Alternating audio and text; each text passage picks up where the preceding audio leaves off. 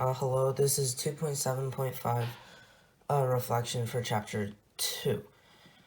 The question states, graph the piecewise function and give domain and range when y equals 2 minus 1 over x plus 3 when x is bigger than negative 3, or when y equals x minus 4 when x is smaller or equal to negative 3. Since domain is the set of values x can be and range is the set of values y can be, we can look at the domain first.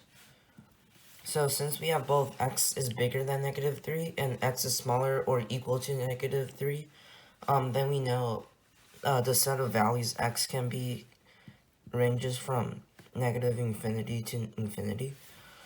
For the range, it's dependent on the x value.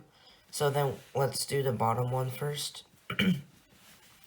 The smaller x will be, the smaller x minus 4 will be, because it doesn't change the sign of x, and it gets smaller, since it's smaller than negative 3, which means the lowest it can be is negative infinity. And then for this one, the closer it is to negative 3, the closer it would be to 2. And since we want the larger number because it's on the other side, it's gonna be open parentheses 2, because if it's negative 3 here, which it can't be because it's not bigger or equal to sign, it's gonna be irrational. And then graphing. Okay, so for the graphing portion, I have the equation over here.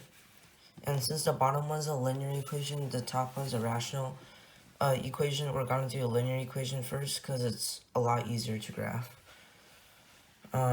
Okay, so for x minus 4 and x is smaller or equal to negative 3.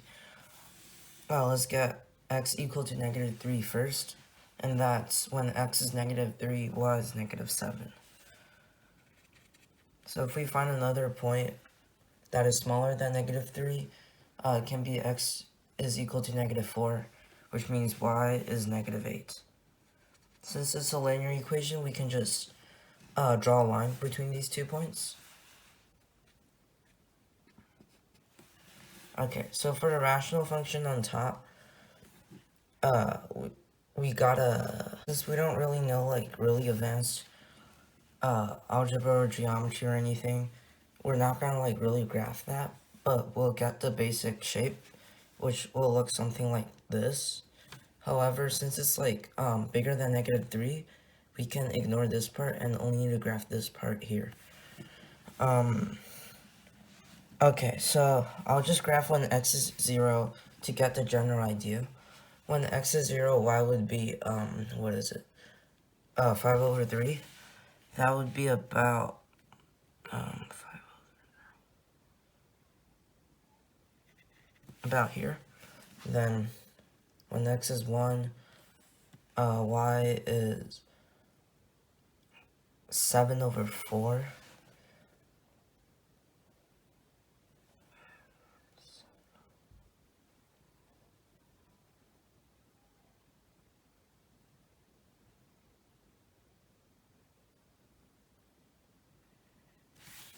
So you can see it's kind of like having a little small circular slope.